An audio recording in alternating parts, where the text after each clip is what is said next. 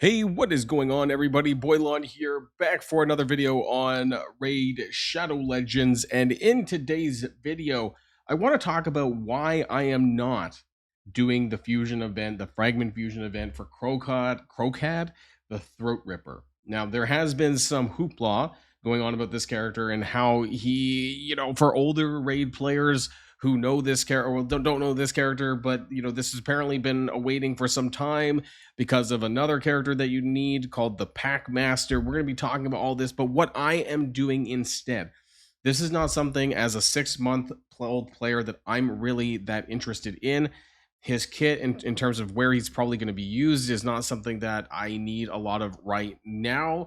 And I want to talk about one character in particular who you might have seen on the thumbnail, who I think is worth grinding for instead. It is a grind, but that character is just absolutely insane. Now, before we get started with the video, I do want to remind people, if you haven't started playing Raid Shadow Legends yet, what are you waiting for?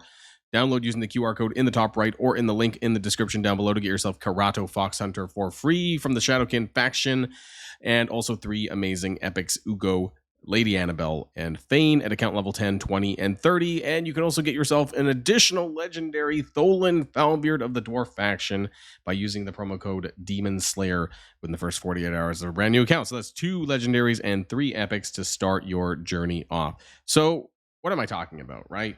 I'm talking about Mother Mod. You might have seen this on the thumbnail, and Mother Mod is just absolutely insane. Now, this is a bit of a grind, right? And the only way to get fragments for Mother Mod is to convert unfinished characters of any fusion events. So this is typically going to be Kro'Khad, for example, for legendary fragment fusions, or for epic fragment fusions, which would have been like Titus's event, right? Like the epics that were involved in Titus's event, that you could have converted some of those into Mother Mod's chest.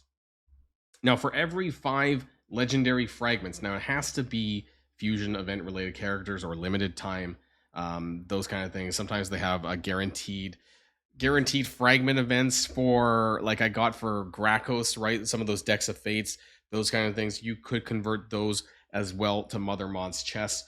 And I only have about 19 right now. That's because I have been largely completing other fusion events, but this character I'm just not so interested in.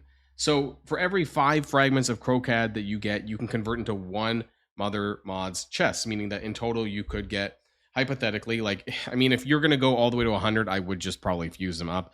But if you're someone who's, not sure if you have the resources to do this kind of stuff, it's perfectly okay to do some of the events. And then if you get to like 50 or 60 or 40 or whatever, right, you can convert those into Mother Mod's chests. So that's nice too as a consolation prize. Now, why do I not care about Kro'Khad? Well, it's my understanding that he has a lot of good stuff for Hydra, right? And so he is not a bad character, even stand alone if you need more orc characters. He does attack all enemies. This attack deals single target damage to each target individually. Will also ignore all reflect damage, ally protection buffs, and pain link debuffs. So there's a lot of Hydra elements in this character. Deals double damage when countering attack if Packmaster Shyat. We're going to talk about this guy as well.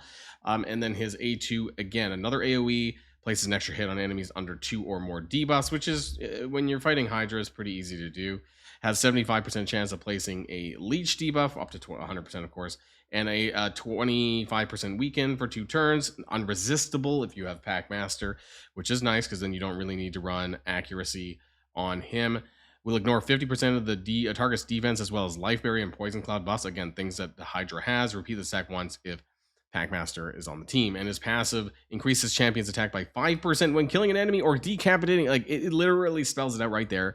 This is primarily designed to be a Hydra character, which is really important content. But, if you are, and especially if you're within the first 6 to 9 months, you need 2 different characters to make this character work. We need to talk about Packmaster Shyat because this was before I started playing. Right, he's another orc character as well. So Packmaster Shyat is, I believe he's blue, right? No, he's red, sorry. Where is he? He's down here. So this character, I don't have him. Maybe if you got lucky, you randomly pulled him. But if you don't have him, it's going to be a lot harder to use Throat Ripper. That being said, they said that they are going to make him available. We just don't know how, right? Is it going to be a deck of fates? Is it going to be some Heroes Path event? Is it going to be some summon event? I hope that it's at least some sort of guaranteed event. He was a past fusion event, and I believe he was actually a fragment fusion event as well. And we're going to talk about those events and the history of the fusion events and why I am personally going to be skipping this as well. He, as far as I'm aware, just was not super great unless he was synergizing with like other rares and terror beasts and epic and things like that for orcs. And just I don't know much about him, but he's apparently a lot better now with Kro'Khad. But it's like a 2-for-1 deal. If you don't have both, it's significantly watered down.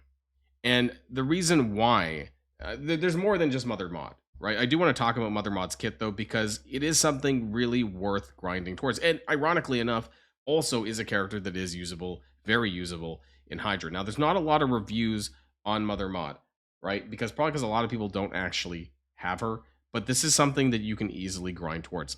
She is really good. Her passive removes 1 random debuff from all allies at the start of this champion's turn. So making sure that she has high speed, so she's coming back around to her turn to do this. Places a 15% continuous heal buff on the ally with the lowest HP for 1 turn. And then I'm going to go backwards. So her A3, Psalm of Revival, AoE revive for 50% HP and 50% turn meter. That's great. And on a cooldown of 4 with books, if an ally's defense is equal to or higher than their attack, 60% increased debuff. So basically, defensive characters will have a increased defense buff, and attackers will get an attack buff instead. Her A2 is an AoE that also decreases the duration of enemy buffs by 2. So again, this is really, really nice. And then increases the duration of your buffs by 1, and it's a heal of 20% of her max HP. So making sure that she has high speed and high max HP. She also is able to land a decreased attack debuff on a single target, but honestly, I probably wouldn't build too much on accuracy for this character if you're able to get her. She does also give an increased attack buff on the ally with the highest attack for a turn. I would mainly focus on survivability, of course, and possibly like a reflex set if I was able to get her to lower the cooldowns, just to make sure that this comes back around more frequently would be really good. But at the same time, I'm not sure I want to use Relentless to trigger more turns, because that just means my buffs are going to fall off. I don't know. But anyways, I mean, she's just really, really powerful. And yes, I understand a lot of people are kind of tired of Sacred Order. There's a lot of Sacred Order characters. But this is a character that I'm personally going to be trying to grind. And yes, I understand that it is going to take a little while to do this. But I am going to be doing this because I'm just not super thrilled with Kro'Khad myself as a kind of 6-month-old player. I do have a decent Hydra characters, I'll admit, because I have done some of the past fusions, and that's something that I do want to talk about, because Hell Hades has a really great past champion fusion list. And the other reason why I want to talk about this is because there's 3 different types of fusion events, and they're basically like clockwork in rotation. So there's traditional fusions, fragment fusions, and hybrid fusions, and the order in which they occur is pretty much the same. So I want to go back to the start of this year, right? So we had the Mad Hatter, and this is actually when I started playing Raid Shadow Legends. So Mad Hatter was a hybrid fusion event, and just to put this into context, the last hybrid fusion event was Titus. So we had the 4 epics, right? And those fused into Titus, or in this case, Mad Hatter. Back then, I actually managed to pick up with the epic Dawncaller Sabbatha. That's basically when I started. I got 1 copy of that when I first started the game. And then right after that, we had Esme the Dancer. And I've been finding that the fragment fusions are always a little more lackluster than the other characters that come immediately after. And that is another reason why I'm going to be holding my resources, because I'm going to be waiting for that next fusion event that's probably going to be 10 times better. Honestly, at least that's my opinion anyways, because right after Esme the Dancer, we had Lord Entertainer Fabian, who is more of a PvP character, I will admit, but he is a very good controller character. I use him in my PvP team right now in all of my PvP game modes. Amazing champion all around, in my opinion, in terms of his debuffs. I really like Entertainer Fabian. Now, after that, we had a hybrid fusion, right? We went from a fragment to a traditional to a hybrid. And then we went to a fragment again, and we got Ishiyama the Immovable. P.S. I did clear Lysanthier. He is not as good, but he's not a traditional fusion. He's a hybrid fusion. I do use him, but maybe I just didn't gear him properly. I do have a max booked. I do use him in my Hydra team, but I didn't get as much value as I thought I would have. Ishiyama the Immovable. I am not hearing anyone talk about this guy. I don't know. Like this happened again, another fragment fusion that this was at a time when I was just moving to Germany as well. And so I didn't really have a whole lot of time to do the events. And so that was kind of the reason why I skipped it personally. But you know, when I was looking at his kit, it just didn't seem to me to be things that I really cared that much about. And then immediately after that, we had Tholan Falbeard, which I think that Hell Hades personally rates him a little. I would have given him a 4.5. I use Tholan pretty much everywhere. I think he is a great nuker, but he's also really great in bosses, clan bosses. He's a clan destroyer. This is not a Tholan video by any means, but I just feel that his kit is. I think some people undervalue him. Honestly, the A2, the fact that it decreases attack by up to 25% and increases his attack by up to 50% over long-term fights. He is in, you may have seen my videos already on that. He's in my clan boss team, my sim ultra nightmare team that I'm using with Tholan. I use him pretty much everywhere. And so honestly, I do believe that he would have been worth 4.5. But my point of this is that traditional fusions tend to be a lot better. Titus got this 5 because apparently he is broken as shit. If you can pair him with shield characters, namely Vault Keeper, Wixwell, something like this, right? You know that he'll do insane amounts of damage. I do have Titus. I do not have him built because I don't have a character that can enable him properly. What's my point about all this is that all of these other non-fragment fusions, in my opinion, have been a lot better than the fragment fusion events. If we go back to 2024, which is before I started playing, there was a Stock the Broken, who was a fragment fusion event, but right after we had Lady Noelle, who was like significantly better. We had this Brugard Jeroboam, who was rated really poorly as well. We had, let's see, a Packmaster Shayak was also a fragment fusion event and was not rated so good. And we had like all these other characters, right? Now I will say the Esther Dream Song, who I do like because she's in my main team, was a fragment fusion event, and I was surprised to see this. But by and large, I think that a lot of the other better characters were, and especially this year, more than last year, this year, oh, I hit the wrong button. But anyways, the fusions from this year were significantly better outside of the fragment fusion event. So that's another reason why I'm hopeful that next month's, or I guess it'd be like the end of August, kind of early September, is probably going to be significantly better and something that I want to save my resources for. But again, I will be doing some of the events. I just won't be doing the shard-based summoning events because I do want to save that for the next event to make sure that I'm able to get, you know, high red stars on those characters, because there's probably going to be some sort of Titan event or a path event or something that's going to allow me to get red stars for those characters. And I'm just going to wait and bide my time.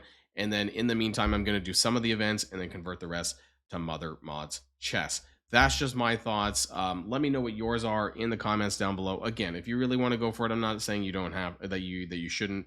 I'm just saying this is what I'm going to do. And this is a slow grind, but you know, that's Raid Shadow Legends. There's lots of slow grinds in Raid Shadow Legends, so that's something that I am willing to undertake. Anyways, let me know what your thoughts are in the comments down below. But before we go, I do want to remind people that if you haven't started playing Raid yet, what are you waiting for? Get out from under that rock, download using the QR code for a new account, an alt account, whatever. Get Karato Fox Hunter for free in 3 amazing epics: Ugo, Lady Annabelle, and Fane at account level 10, 20, and 30. And also another, who I was just talking about, Tholan Falbeard. I use him literally every single day. Start your account with this champion by using promo code Demon Slayer, and you won't regret it. So that's going to be it from me for today, and I'll see you guys all on the next video. And if you like this video, make sure you hit that subscribe button if you haven't already, and you'll be greatly helping out the channel. Have a great day, and I'll see you guys on the next one.